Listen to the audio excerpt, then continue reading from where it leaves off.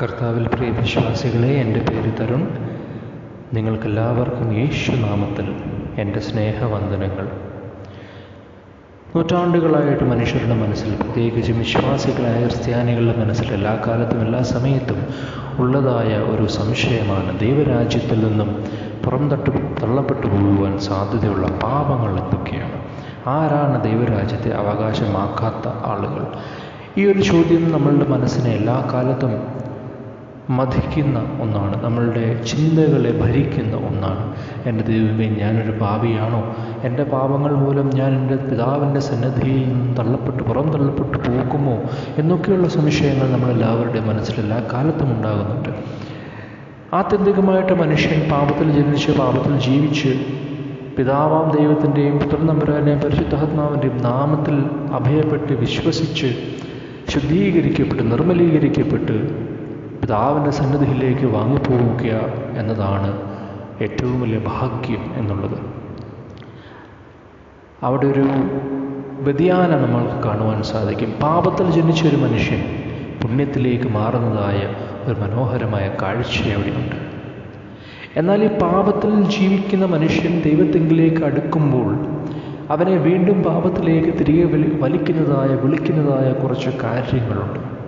ആ കാര്യങ്ങൾ എന്തൊക്കെയാണ് എന്നുള്ളത് വിശുദ്ധനായ പൗലോസ് ശ്ലീഹ കൊരിന്ത്യർക്ക് എഴുതിയ 1-ാം ലേഖനം 6-ാം അധ്യായത്തിൻ്റെ 8 മുതൽ 11 വരെയുള്ളതായ വാക്യങ്ങളിൽ ശ്ലീഹ നമ്മളെ പഠിപ്പിക്കുന്നുണ്ട്. ശ്ലീഹ പറയുന്നു, അനീതി പ്രവർത്തിക്കുന്നവർ ഒരിക്കലും ദൈവരാജ്യത്തിന് അർഹരാവുകയില്ല.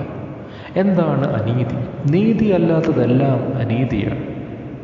നീതി എന്ന് പറയുന്നത്, ജസ്റ്റിസ് എന്ന് പറയുന്നത് ആപേക്ഷികമായ സബ്ജക്റ്റീവായിട്ടുള്ള ഒരു ചിന്തയാണ്. എനിക്ക് ജസ്റ്റായിട്ട് തോന്നുന്ന, നീതിയുക്തം എന്ന് തോന്നുന്ന ഒരു കാര്യം ഒരുപക്ഷെ നിങ്ങൾക്ക് അങ്ങനെ ആവണം എന്നില്ല. അപ്പോൾ നാം തിരിച്ചറിയണം, നമ്മളുടെ നീതിയല്ല ഇവിടെ ശ്ലീഹ പറയുന്നത്, ചൂണ്ടിക്കാണിക്കുന്നത്. പിന്നെയോ പരിശുദ്ധാത്മാവിനാൽ പ്രേരിതമാകുന്ന പിതാവാം ദൈവത്തിൻ്റെ ഹിതപ്രകാരമുള്ള പുത്രൻ തമ്പുരാൻ നമുക്ക് സുവിശേഷങ്ങളിൽ കൂടി കാണിച്ചു തന്നിട്ടുള്ളതായ നീതിയാണ്. പുത്രൻ തമ്പുരാൻ നമുക്ക് സുവിശേഷങ്ങളിൽ കൂടി കാണിച്ചു തന്നിട്ടുള്ളതായ നീതി എന്താണ് എന്നറിയണമെങ്കിൽ നാം വിശുദ്ധ മത്തായിയുടെ സുവിശേഷം 5-ാം അധ്യായത്തിലേക്ക് കടന്നു ചെല്ലണം. അവിടെ ഗിരിപ്രഭാഷണത്തിൽ നാം കാണുന്നുണ്ട്, ഏതൊക്കെ മനുഷ്യരാണ് ഭാഗ്യം ചെയ്തവർ എന്ന് കർത്താവ് അവിടെ പറയുന്നുണ്ട്.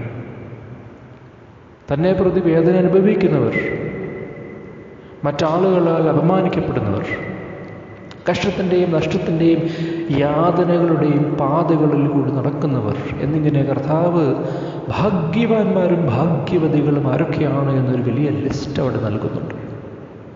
പ്രിയമുള്ളവരെ, കർത്താവ് ആരെയാണോ ഭാഗ്യവാന്മാരും ഭാഗ്യവതികളും എന്ന് പറയുന്നത്, അവർക്ക് എതിരായിട്ട് പ്രവർത്തിക്കുന്നതെല്ലാം ഏത് കാരണങ്ങളാൽ അവർ വേദനയിലേക്ക് ചെന്നു ചേരുന്നു, അതെല്ലാം മറ്റാരുടെയൊക്കെയോ അനീതിയുടെ ഫലമാണ് എന്നുകൂടി നാം മനസ്സിലാക്കണം.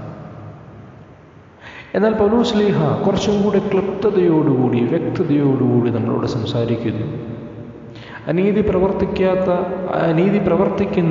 പ്രവർത്തിക്കാത്ത ആളുകൾ ദൈവരാജ്യത്തിന് അർഹരാവുകയില്ല എന്ന് ശ്ലീഹ പറയുന്നതിനോടൊപ്പം തന്നെ ശ്ലീഹ ഇങ്ങനെയും പറയുന്നു, അസന്മാർഗികളും വിഗ്രഹാരാധനക്കാരും വ്യഭിചാരികളും സ്വവർഗഭോഗികളും കള്ളന്മാരും അത്യാഗ്രഹികളും മദ്യപന്മാരും പരദൂഷകരും കവർച്ചക്കാരും ദൈവരാജ്യം അവകാശമാക്കുകയില്ല. വളരെ കൃത്യമായിട്ട് ശ്ലീഹ പറയുന്നു, ഇന്ന ആളുകൾ അവർ ഈ മാർഗങ്ങളിൽ നിന്നും മാറി വന്നില്ല എന്നുണ്ടെങ്കിൽ അവരൊരിക്കലും ദൈവരാജ്യത്തിന് അർഹരാകുന്നില്ല.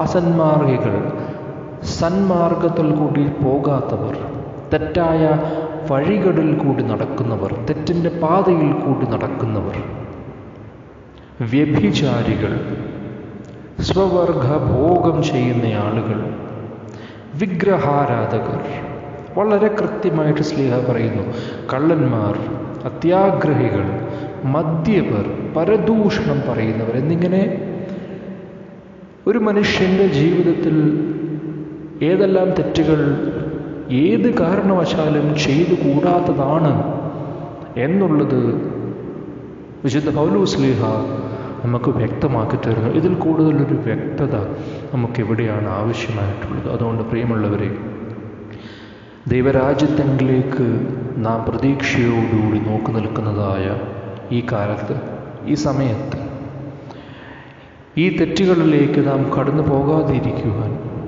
ഏറ്റവും ശ്രദ്ധയുള്ളവരായിരിക്കുവാൻ നമുക്ക് കർത്താവിനോട് പ്രാർത്ഥിക്കാം. ശ്ലീഹ ഇപ്രകാരവും 6-ാം അധ്യായത്തിൽ ഇപ്രകാരവും കൂടി പറയുന്നുണ്ട്: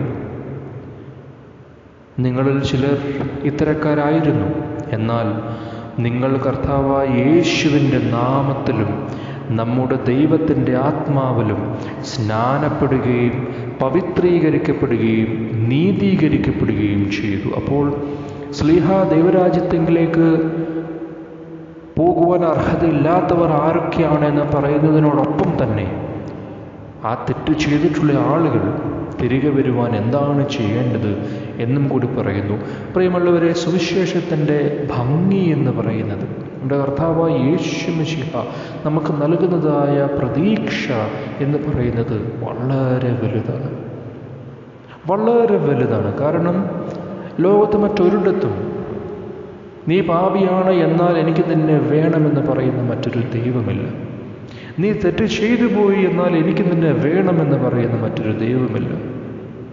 എനിക്ക് നിന്നെ കൊണ്ട് ആവശ്യമുണ്ട്, എൻ്റെ തോട്ടത്തിൽ നിന്നെ എനിക്ക് വേലക്കാരനായിട്ട് ആവശ്യമുണ്ട്, നിൻ്റെ കഴിവുകളെ എനിക്ക് ആവശ്യമുണ്ട്, നിൻ്റെ വാക്കുകളെ എനിക്ക് ആവശ്യമുണ്ട് എന്ന് പറയുന്ന മറ്റൊരു ദൈവം, പ്രിയമുള്ളവരെ, നമുക്ക് കാണുവാൻ സാധിക്കുകയില്ല.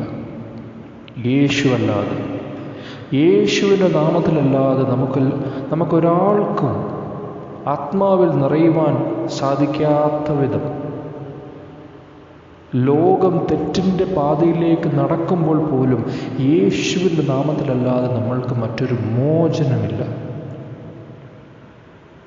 അതുകൊണ്ട് തന്നെ ദൈവരാജ്യത്തിൽ നിന്നും അകന്നു പോകുവാൻ തക്കതായ പാപങ്ങൾ ചെയ്തിട്ടുള്ളവരായ നാം എല്ലാവരും ആ പാപങ്ങളിൽ നിന്ന് മാറുകയും യേശുവിൻ്റെ നാമത്തിൽ പരിശുദ്ധാത്മാവിനാൽ സ്നാനപ്പെട്ട് പവിത്രീകരിക്കപ്പെട്ട് നീതീകരിക്കപ്പെടുവാൻ യേശുനാമത്തിൽ അഭയപ്പെട്ട് പ്രാർത്ഥിക്കാം.